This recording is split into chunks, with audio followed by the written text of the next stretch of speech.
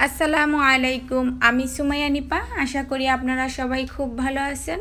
আমিও আলহামদুলিল্লাহ খুব ভালো আছি। আজকে দেখাবো আপনাদেরকে শাহি জিলাপি। এটিকে ইনস্ট্যান্ট জিলাপিও বলা হয়।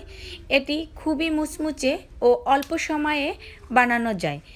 আর এই পারফেক্ট জিলাপি বানানোর জন্য আমার রেসিপি হুবহু ফলো করলে 100% নিশ্চয়তা দিচ্ছি ইনশাল্লাহ হবেই।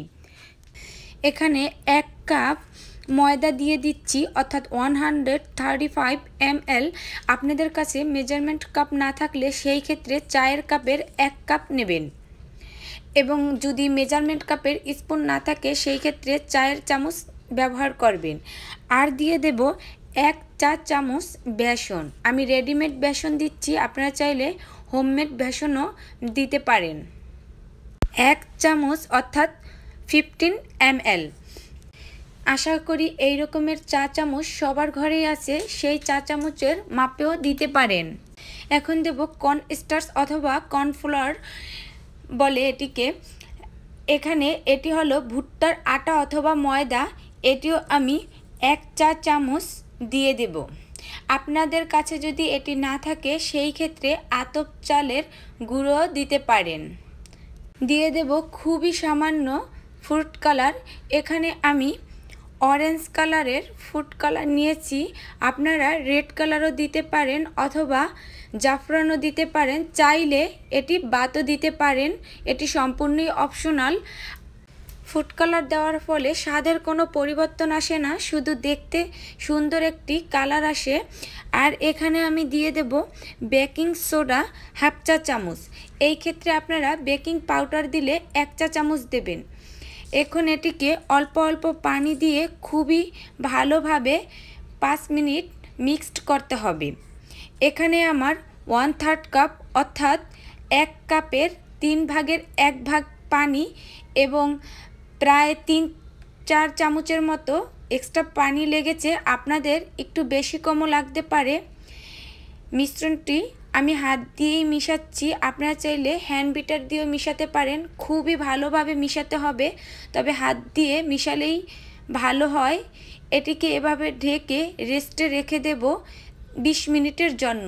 সেই ফাঁকে আমি শিরা তৈরি করতে চলে যাচ্ছি। এর জন্য নেব আমি 2 কাপ পরিমাণ চিনি।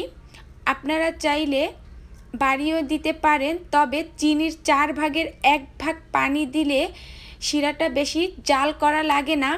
আমি এখানে 2 কাপ চিনির সাথে দিয়ে দেব 1/2 কাপ প্লাস 4 চামচ বেশি পানি। এতে করে আমার শিরাটা বেশি জাল দেওয়া লাগবে না, একবার বলক আসলেই এটি নামিয়ে নেব।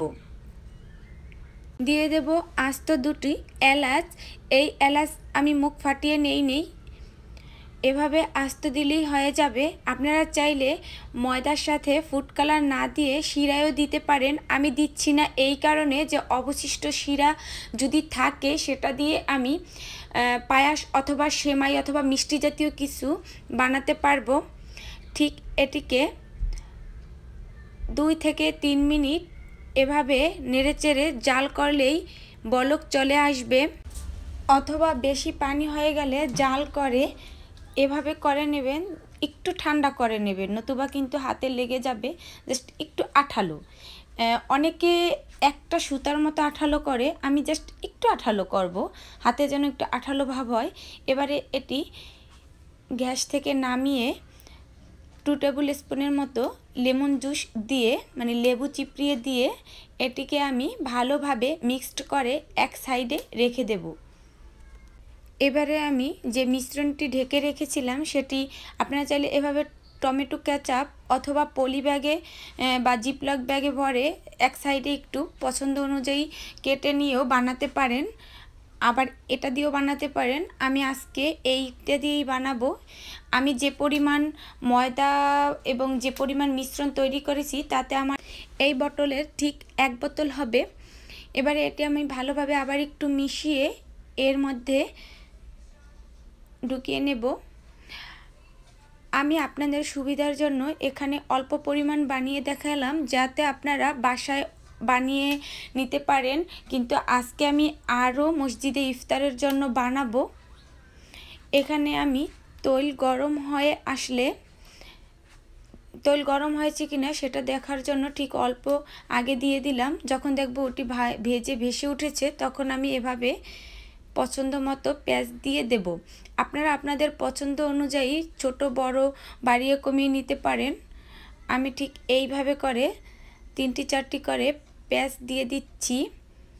এটি সাথে সাথেই উল্টাতে যাবেন না, এক সাইড পুরো ভালোভাবে ফ্রাই হয়ে গেলে উল্টে দেবেন। এটি মিডিয়াম হিটে ভাজার চেষ্টা করবেন। তেল গরম হয়ে যাওয়ার পর মিডিয়াম হিটে দিলেই হবে। এবারে এটি উল্টে দেব। আর এটি ভাজা হয়েছে কিনা সেটি বুঝবেন কিভাবে, এটি চামচ দিয়ে যখন এভাবে করবেন তখন দেখবেন একটু শক্ত ভাব এবং ক্রিস্পি একটা ভাব এসে গেছে। তখনই এটিকে তৈলে থেকে তুলে সরাসরি সেই শিরায় গরম গরম দিয়ে দিতে হবে। আর শিরায় এটি 1 মিনিটের মতো রাখলেই হবে।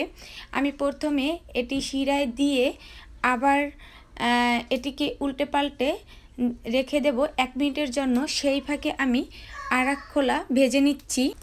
জিলাপির পেস্টটা যারা ভালো দিতে পারেন তারা আরও ভালো দিতে পারবেন হয়তো, কিন্তু যারা না পারেন তারা একটু খেয়াল করলেই আশা করি পেরে যাবেন। এবারে আমার এই শিরায় যে জিলাপিগুলো আছে এইগুলোকে এই ভাজা জিলাপি দেওয়ার আগে তুলে নেব। আমি এবারে আমার খোলার যে জিলাপি আছে সেগুলো আবার একটু উল্টে দিয়ে আমার শিরা থেকে এই জিলাপিগুলো এভাবে ছেঁকে ছেঁকে তুলে নেব। এভাবে আমার বাকি জিলাপিগুলো এভাবে ভাজবো এবং উল্টে দেব, শিরায় দেব, শিরা থেকে তুলে নেব, আবার ভাজবো, এভাবেই করব। জিলাপির জন্য তৈল অবশ্যই ডুবো তৈলে ভাজতে হবে। এটি নিজে নিজে ভেসে উঠবে। জিলাপির মিশ্রণটি বেশি ঘন করা যাবে না এবং বেশি পাতলাও করা যাবে না। ঠিক আমি যেইভাবে করেছি সেইভাবে করবেন। ইনশাল্লাহ আপনাদের জিলাপি হবে, বাসায় পারবেন গরম গরম জিলাপি খেতে। আমার এই পরিমাণে শিরা অবশিষ্ট আছে। এটি দিয়ে আপনারা চাইলে যে কোনো মিষ্টি জাতীয় জিনিস আবার বানাতে পারবেন।